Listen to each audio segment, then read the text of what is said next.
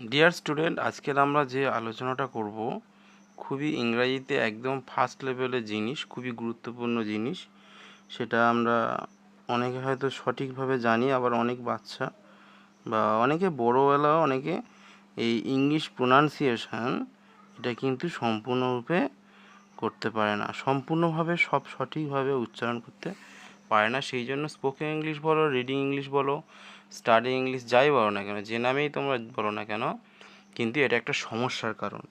সেই জন্য আজকের এই যে এপিসোডটা করছি এটার উপরে আমরা সঠিকভাবে উচ্চারণ করা শিখব। এখানে সম্পূর্ণভাবে দেখতে পাচ্ছ যে এখানে সমস্ত ওয়ার্ডগুলোকে তুলে ধরা হয়েছে, যে বাংলার সাথে ইংরেজির একটা মিল করা হয়েছে। এটা দিয়ে আমরা বাংলার সাথে ইংরেজির একটা মানে যে পার্থক্যগুলো আছে সেইগুলো কিন্তু আমরা মিল করার চেষ্টা করেছি। যে বাংলার অ্যালফাবেট এবং ইংরেজিতে যে অ্যালফাবেট এটা তো একই নয়, কিন্তু দুজনার যে মিলের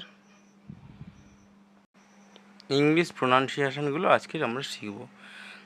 তো প্রথমেই আমরা জানি কি ক খ গ ঘ এইভাবে আমরা লিখে নিয়েছি। তো দেখো ক থেকে আমরা কে কে থেকে ক করতে পারি। কে এর উচ্চারণটা ক এর মতোই হয় এবং সি এর উচ্চারণ অনেক সময় ক এর মতো হয়। যেমন আমরা যদি কলকাতা নিই, কে কলকাতা, আবার সিতে ক্যালকাটা। ঠিক আছে, একই আমাদের শহরের নাম, সেটা আমরা দুভাবে উচ্চারণ করতে। খ যদি বলি, খ দিয়ে কে এইচ, যেমন খলিফা। ঠিক আছে, K H A L I F এ, তাহলে খলিফা এটা কিন্তু সম্পূর্ণটা কি খয়ের ওপরে কে এইচ আছে। ঠিক আছে, তো জি দিয়ে যেমন গো, তাহলে গ, জি দিয়ে গ, তাহলে ঘ কী হবে জি এইচ হচ্ছে ঘুষ্ট।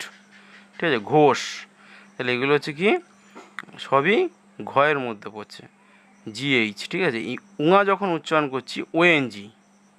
ঠিক আছে, উঙা যখন উচ্চারণ করছি এটা কিন্তু ওএনজি। যেমন রং, ঢং, বং, এগুলো কি, এগুলো কিন্তু সব উঙা, ওএনজি। দেখো উঙা আর অনুস্বার, এটা কিন্তু এই যে অনুস্বার এখানে আছে, এটা দুটোই কিন্তু ওএনজি দিয়েই হবে। চ, চটা কী হবে সিএইচ, যেমন চক। তারপরে হচ্ছে ছ, সিএইচএইচ। বর্গিনের জ হচ্ছে জে হতে পারে, জেড হতে পারে, ওয়াই হতে পারে, আবার জি হতে পারে। যেমন জি দিয়ে হলে জেন্টল, আবার জিগ জ্যাক, দেখো এখানে কিন্তু জেড দিয়ে হয়েছে।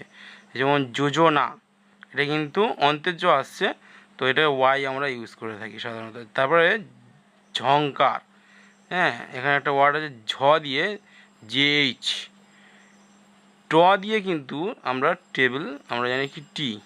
ঠ দিয়ে কিন্তু কি হবে, সেটা হচ্ছে টিএইচ হবে। যেমন থ্যাক, ডি, ডি দিয়ে টিএইচ এসিকে থ্যাক। ঠিক আছে, এটা কিন্তু ঠ দিয়ে থাক। ঠিক আছে, তারপরে ডি দিয়ে যেমন আমরা যদি বলি, ডি দিয়ে কি হবে, ডি দিয়ে হচ্ছে ড। আর ঢ দিয়ে কিন্তু ডিএইচ হবে। যেমন ঢাকা, আমরা আমাদের পাশেই একটা প্রতিবেশী শহর, তো প্রতিবেশী দেশের শহর ঢাকা, সেটা কিন্তু ঢ দিয়ে ডিএইচ। তারপর ত দিয়ে কি তিথি, এটা নেব। এবার থ দিয়ে যেমন টিএইচ ঠিক। ড, দ দিয়ে ডি, দ এর ক্ষেত্রে আমরা ডি ইউজ করি। ধয়ের ক্ষেত্রে কিন্তু আমাদের কি হয়, ধয়ের ক্ষেত্রে ডিএইচ। যেমন ধর্মা, হ্যাঁ এটা কিন্তু ধ দিয়ে, ঢয়ের জন্য হচ্ছে ডিএইচ ইউজ করা হয়। তারপরে দেখো এন দিয়ে আমরা কিন্তু, এন দিয়ে কি ইউজ করি, এন দিয়ে হচ্ছে দন্তের ন। ঠিক আছে, আমার নেট। ঠিক আছে, আর তারপরে হচ্ছে পয়ের জন্য পি ইউজ করি, যেমন পেন বা পেট। ফয়ের জন্য কিন্তু পিএইচ ইউজ করা হয়।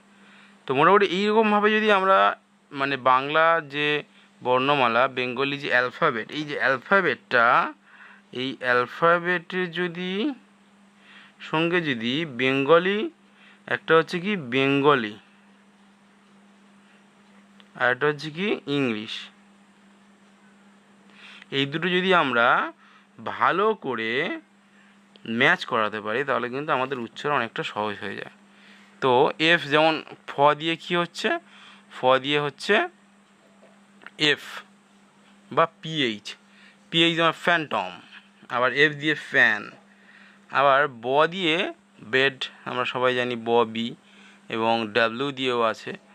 আর এটা কি ভ, ভ হচ্ছে বিএইচ, যেমন ভ্যাজান, ভাস্কর, ঠিক আছে। ম দিয়ে এম সবাই জানি যোজনা, ওয়াই বা জে দিয়ে যোজনা, ওয়াটার মধ্যে, আর দিয়ে র দিয়ে আর, ল দিয়ে কি ল্যাড, ল্যাড মানে এখানে আমরা জানি বয়। তো তারপরে কি বি, বিতে বয় আমরা জানি। পেট কাটার মধ্যে স দিয়ে বা তালিবের স দিয়ে এস এইচ ইউজ করা হয় বা এস ইউজ করা হয়, যেমন সেট। আবার দন্তের স দিয়ে এস এবং হ দিয়ে এইচ, এগুলো আমরা সবাই জানি সাধারণত টুকটাক। তো আবার দেখো খণ্ডের ত দিয়ে কিন্তু যেমন কি টি ইউজ করা হয়, যেমন আমার নামের শেষে যেমন সুজিত। তো এখানে হচ্ছে কিন্তু আমি সাধারণত খণ্ডের ত ইউজ করি বাংলা, তো ইংরেজিতে টি। দেখো আরেকটা গুরুত্বপূর্ণ যেটা হচ্ছে সেটা যে 5টা ভায়াল আছে, সেই 5টা ভায়ালের বেঙ্গলি উচ্চারণটা কেমন। যেমন এর উচ্চারণ কিন্তু আমরা বলি এ বলি, কিন্তু এর উচ্চারণ অরিজিনালি এ নয়, এটা কিন্তু এ। যেমন দেখি fan, F A N, fan. Bat, তার এখানে যদি আমরা বলি এফ এ এন, এটা কিন্তু ফ্যান, তাই না। বা bat, B A T, bat, এই কথাটা যদি আমরা লিখি, এটা কিন্তু এটা কিন্তু বয়জা ফলা আকার ট, ঠিক আছে। এখানে কিন্তু ওই আমাদের কিন্তু বেড বলি না, আমরা এ বলি, কিন্তু উচ্চারণটা কিন্তু অরিজিনালি কী হবে এ। তাহলে এর উচ্চারণ কিন্তু এ, আর ও এর উচ্চারণ কিন্তু অ। যেমন পট, পি ও টি, পট, অ না পট, ঠিক আছে। অনেক সময় আয়ের উচ্চারণ হয়, ও এর উচ্চারণ আয়ের মতো হয়। আবার ই এর উচ্চারণ কিন্তু ই, যেমন ইগল, ই এ জি এল, ইগল। বা ইয়ার, ই এ আর, ইয়ার, ঠিক আছে। এ বা ইয়ের মতো উচ্চারণ। আয়ের উচ্চারণ কি, আয়ের উচ্চারণ হচ্ছে তোমার কার মতো, আয়ের উচ্চারণ হচ্ছে আয়ের মতো বা ইয়ের মতো। Sink, S I N K, sink. Pink, এটা কি, এটা সব ইয়ের মতো উচ্চারণ হচ্ছে, ঠিক আছে, ইয়ের মতো উচ্চারণ হচ্ছে। তারপরে ইউ এর উচ্চারণ কিন্তু ইউ হয়, ঠিক আছে। আবার আ হয়, আবার ইউ হয়, এটা ইউ হবে, ঠিক আছে। ইউ এর মতো মানে যেমন ইউ এর উচ্চারণটা যেমন হবে কি, যেমন sun, S U N, sun. But, এখানে আয়ের মতো উচ্চারণ হচ্ছে।